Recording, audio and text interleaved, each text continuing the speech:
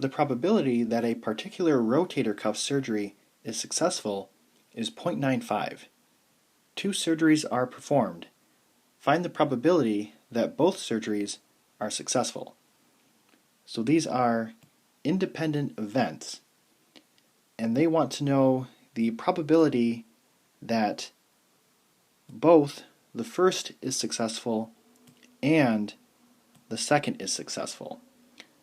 So we need to multiply these two. So the probability that the first is successful is 0.95, and the probability that the second is successful is also 0.95. And if we multiply these, we get 0.9025. Find the probability that the first is successful and the second is not successful.